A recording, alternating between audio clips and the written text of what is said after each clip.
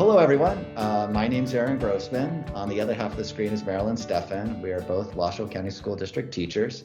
And typically we would walk you through how we plan to implement a particular unit in Benchmark Advanced, but instead we're all working from distance learning packets. So we're on a Saturday, we're getting ready for week 2 of this packet. And we thought we'd describe how we're approaching this work, how we're working through some certain pragmatics, and then a couple of lessons that we've learned along the way. Okay, well, I think a good place to start would be with attendance. A lot of people are doing it differently, but Aaron, how are you doing attendance? And I think probably some acknowledgement of my circumstance is I'm able to do this largely speaking digitally, so I know that's not an option for everybody. But if you do have your kids in Teams and that's they have the devices and they have the internet access, I'm pushing everything out through Microsoft Forms. So in front of you right now is the attendance form that we use for April 3rd. And so each day, there are some things that are very familiar. Students have to add their student number. They give me their name, and then they tell me what they're planning on working on that day. So the thought here is they just have to sort of be a little bit metacognitive insofar as how am I going to approach my day, how am I going to structure it. And then I'm including each day a little SEL piece, in this case, a would you rather. And the nice thing about the Microsoft Forms, those who are used to using it, is this question that is automatically turned into a graph, and then I can copy and paste that graph and put it into my Teams channel as just something that kids can look at and talk about. So I had a teacher that there is a spot on Teams where you can click on and manage a team, and you can see all your students' names, and you can actually hover over their name, and it says the last time that they were on Teams, and so she takes attendance that way. She sees if they've been on an hour ago or whatever, and then she marks them present. But some of them are doing like their wellness question on there, you know, how is your family feeling, as one of the ways that they can stay in touch with families. But that is also, somebody did that on a form as well, because then all the data is right there and that you can upload it to an Excel sheet. So that was helpful. We know that we have a strategy for taking our attendance, and then of course we're meeting with our kids online if that's an option available to us. So why don't you go ahead and describe what platforms you're using with your students and then how you're managing your kids when you're meeting with them. Okay, for large group, we meet Monday, Wednesday, and Friday mornings, and it's really about an hour that I meet with the kids, and I do that through Zoom because I like to see all the students. And then Tuesday and Thursday, and most of the afternoons, Monday, Wednesday, Friday, I meet in Meet Now. So I'll just randomly pull kids, but I also have a schedule that I keep. So I'm meeting with 4 kids each hour, and individually, or if they want to be in a group of 2 or 3, they can, so they can talk with each other. And then from that, we talked a little bit about how you need a new management system because you're online. That's a completely different classroom than it has been. Your management would look completely different. And so I put together, using some of the resources that we made, like that you can make into a poster or bookmark, that go through the specifics on how to enter a video conference, how to exit, how to keep your mic on mute. So then I put together a little video that I showed the kids as a reminder of how to come into a video conference, not with your mic on, and you know, how to sit still, laptop flat, those kind of things. Because I know we've both had some experiences where kids are going around the house and it's hard to hear. And it just sets a good example, this video, a good model for that this is actually school and we're meeting. And so I've been opening up my meetings at 9:15 and giving them just 15 minutes to talk to each other, catch up, be silly. And then essentially right when the meeting begins, for me, it's at 9:30. That's when I mute people and we begin our day. And what I'm trying to do, because, you know, typically in our classroom, we would have some opportunities to turn to a partner, stand up, find the following person. Since that's not available to us, I've just been doing scavenger hunts, an idea that's been floated on Facebook. So just at random points, I'll say, find something in your home with wheels, find something that's fluffy. I think shiny was a recent one. I made a total rookie mistake. I told kids, go find something with liquid. And then my wife, who is, you know, about 15 feet away from me, was like, you just ask kids to run around with liquids next to their parents' laptops. So I'm learning. So I do that, and then this is a little less structured, kind of like your small group. I do office hours, so I just tell kids, this is when I'm available. They ping me, and then we can start a Zoom immediately in case they run into some kind of obstacle or challenge. Let's talk about this packet, and I want to be clear. Our goal is to stick with the integrity of the packet, and we just saw there were a little few opportunities for enhancements, and not just our ideas. I mean, clearly we've been stealing and borrowing from our peers during PLCs and during debriefings. So understand we're sticking with the integrity. We just made some small little modifications. And the packet begins in 3.5, and I think it does actually in K2 as well, with an SEL opener.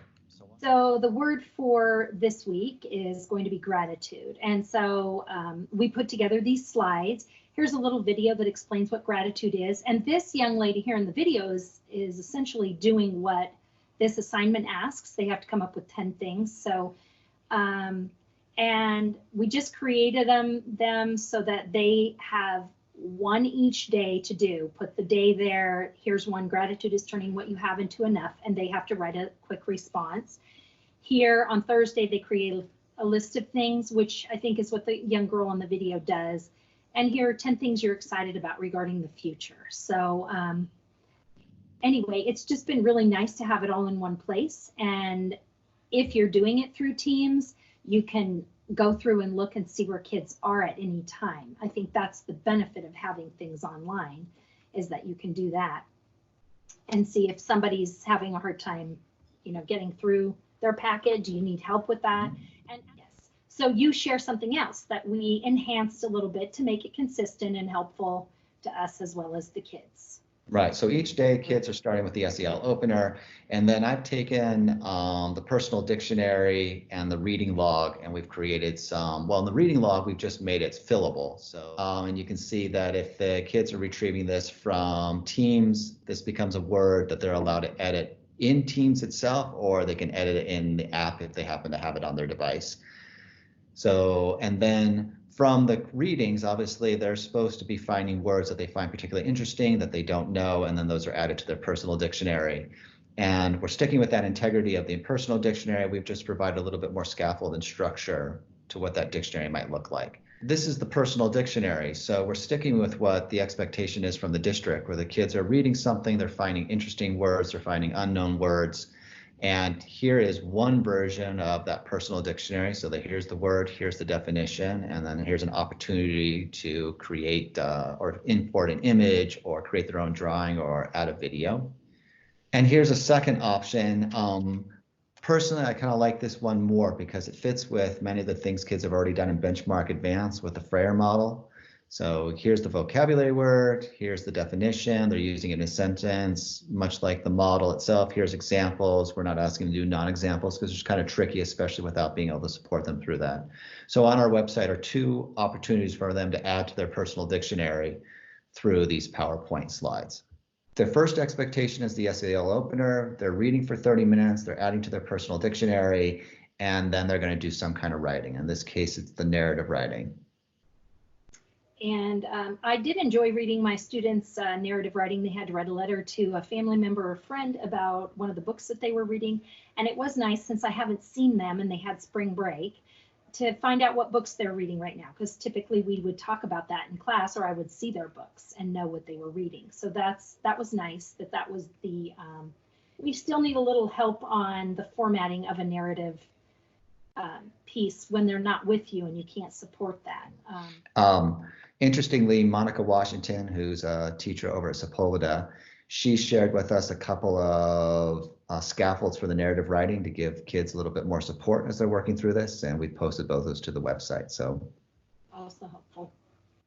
All right, so we do the narrative writing, and then this week we do some kind of science. So how are you approaching the science outcome this week? Okay, so actually one of my 3rd grade colleagues, Lynn Jack, made a quick little PowerPoint that the kids can use as their graphic organizer. So they can fill in, it's about finding living and non-living things outside. And that way they can gather their data in this graphic organizer type. And then in the very end, take that information, and in order for them to be able to share with their classmates, we're going to have them record a Flipgrid explaining and answering the questions that are in that science activity, non-living and living and nature. It's revolving around nature. So a good way for their students to see what the other kids are doing and getting feedback from their peers. And how about you? Well, I'm going to do the flip grid thing too. I mean, both of us are kind of fans of that largely because it makes them real accountable to the learning, and then their classmates get to see lots of ideas. And for kids who might be struggling, they can gravitate to different models, and it can spur some good answers for them rather than us constantly have to find answers. And for that matter, so their parents don't have to do this as well because they've got a lot to already deal with. Last week, I took the science social studies piece where they had to do the water park, and I put it in Padlet. So those of you who are familiar with Padlet know it gives kids an opportunity to add an image, and then they can respond to the questions. And because it's a shared platform that's been approved by our district, they get to see all of the work that ordinarily they may not have been able to see. Which leads to just sort of a couple of final thoughts. One, I will share a scaffold I've given not just to the kids, but to the families. It kind of outlines what should every day look like, Monday, Tuesday, Wednesday, so that by Friday, there's not some kind of panic about how come you're so far behind on your social studies, science, nature walk, the type of thing that cannot get resolved within just a 90-minute period of time. So this is that distance learning log, and you can see it's broken down by each day for the student. And I also think for the family, and I think some good news, which is I have a colleague that's going to be translating this into Spanish. All right, so that was one thought, how we can make people more successful. Other kind of final thoughts around this packet. Okay, this week I did invite our music teacher to attend one of our Zooms. I think it'd be super fun to have guest speakers that are those other teachers in your school that the kids often see, librarian. Invite her in to read a story to your kids on maybe their library day.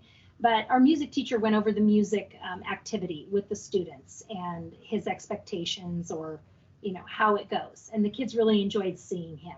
It was a good surprise. So before we end, if you've got other sources or resources, if you've got really smart ideas, please share with us, because this is one of those really unique circumstances where quite literally we're all pretty much in the same place, access being one mitigating factor. But apart from that, just the resources, the smart ideas, continue to share with us, and we'll do the best we can to post those where it's appropriate or put them on the Facebook page so that people can see them. Great. All right. Well, best of luck this week, Marilyn. And thank you, Aaron. And good luck to everybody out there with week 2 in distance learning. Bye. I have to officially let you know that you're being recorded right now. Thank you. Yeah, very compliant. All right, we're going to start at minute 105.